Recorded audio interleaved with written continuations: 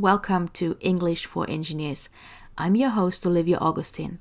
Join me on my podcast as I dig deep into all things technical English, business English, and international business communication to bring you a lifetime of knowledge in a digestible format.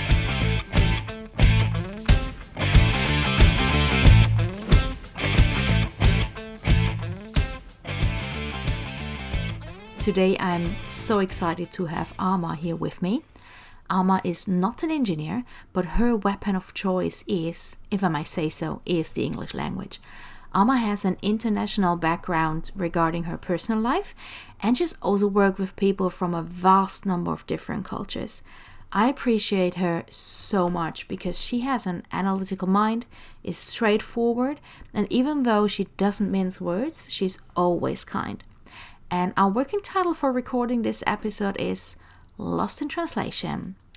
But Ama, I throw it over to you. Why don't you introduce yourself a bit? Thank you so much for having me. I'm really excited to be here. So my name is Ama Zbarcea. I'm a legal expert, but I had a kind of weird introduction to law. So I have an undergraduate degree in economics, and I was studying in the United States at the time. And I came to London for a semester abroad.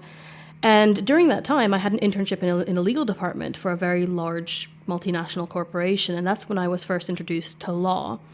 I went back to the US. I finished my degree in economics. I got a job there. And then about a year and a half later, I got a phone call from my old boss in London saying, hey, do you want to come work for me? I'm creating a new position on my team. I want you to come work for me. You have to move to London, but I'll pay for law school. So I said yes. And 3 weeks later, I was on a plane and I moved to London. And I started law school in London while working full-time in a corporate legal department.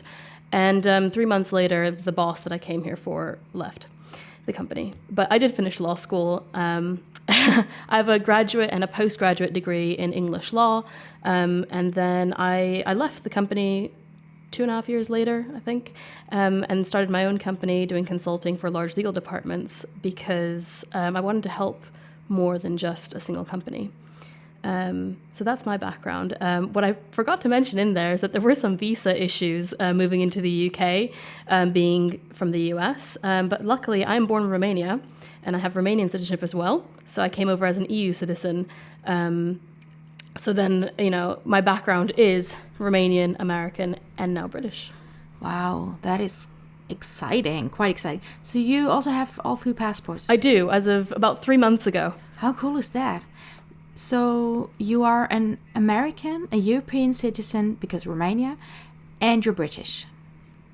I think Britain's actually part of Europe. I know it's not part of the EU, but it is part of Europe, right? So. Okay, yeah, right. I was talking about the EU. My bad. So how was that culture-wise? Because people may think, yeah, she's moving from the United States to Great Britain, from the US to the UK. Maybe you have to adjust your pronunciation a bit, say trousers instead of pants, and that's about it. It's the same language. English is English, isn't it? It is and it's not. It's funny, when I came over as an intern, as a student with a set deadline, I was here for 3 months. I ended up staying another 3, but that's another story. But I came with a deadline, and I came over and I worked in a British company, British headquartered company, and with Brits and with people from all over the world, because, that's how big companies are.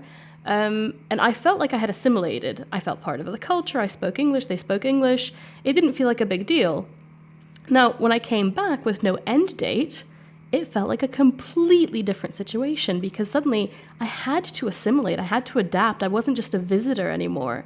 And English is not just English. There are cultural differences. There are nuances in the way people speak. Even saying the same sentence can have a completely different meaning because the Brits have a different cultural interpretation of it. Oh, can you give us an example? That sounds potentially confusing.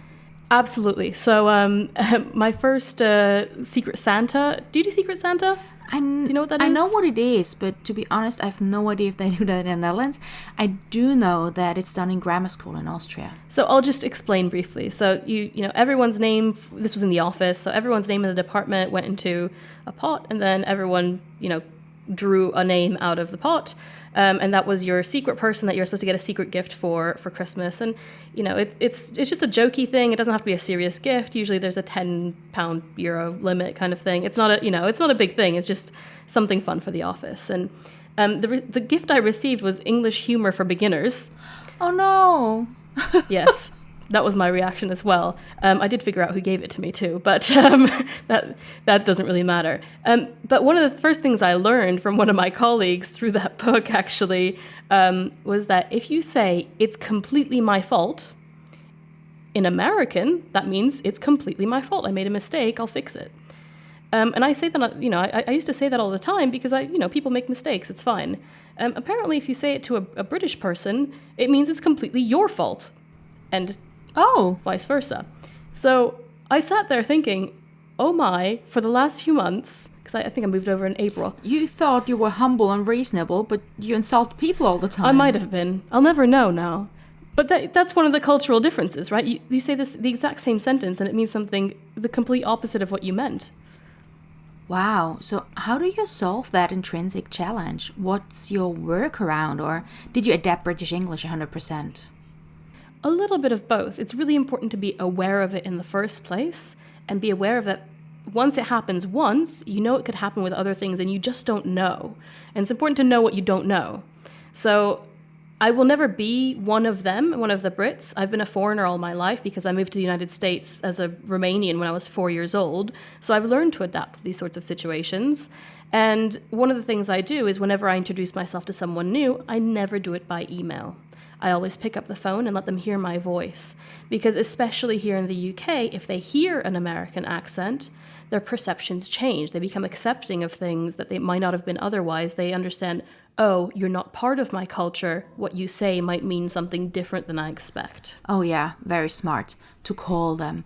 I do something similar because if I'm speaking Dutch, it can take about 5 to 10 minutes for people to realize that I'm not Dutch on a good day, that it's not my mother language.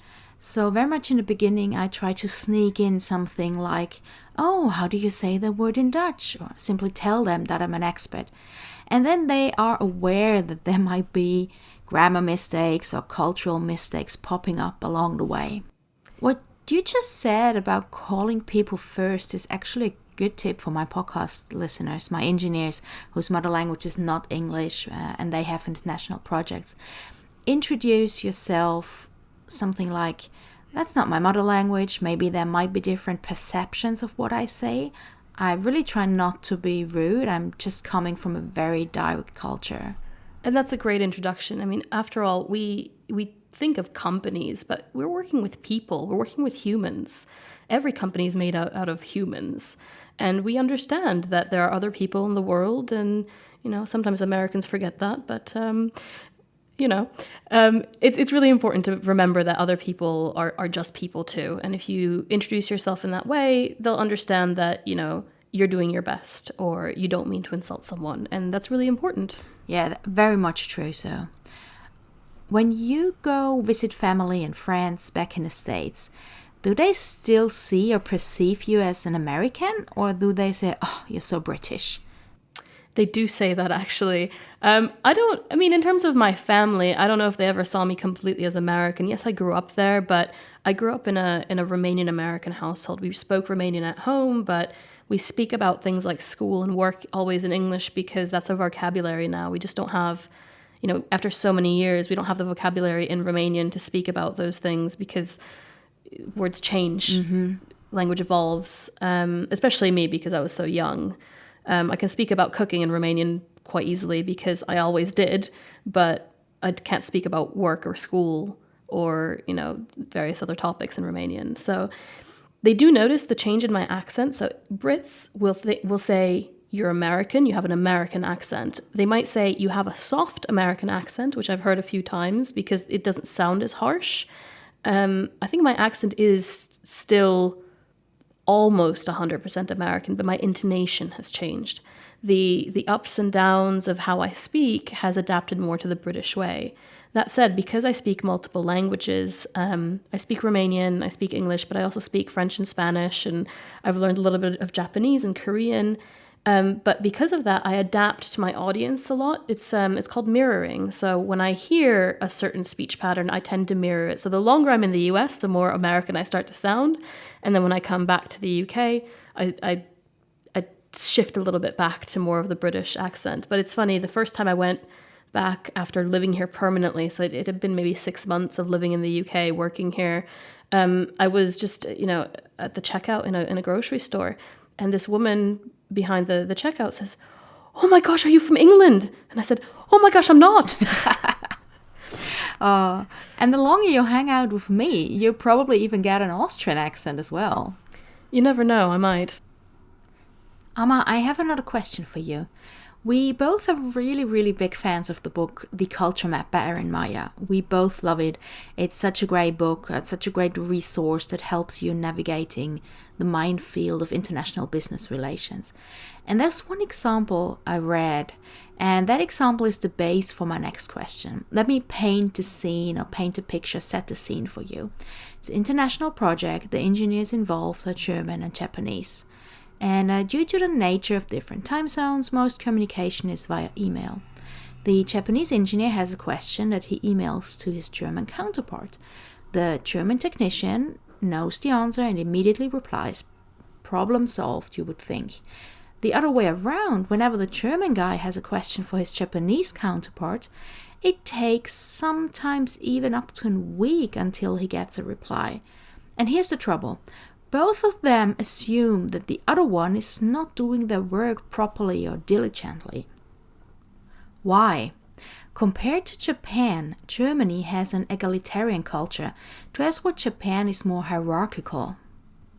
Even if you know the solution to a problem, you go and double check with your boss, and that takes a day or two. So the longer response times are perceived by a German as slow, as not knowledgeable. The other way around, the fast response of the very knowledgeable German is perceived as hasty or lazy by his Japanese counterpart.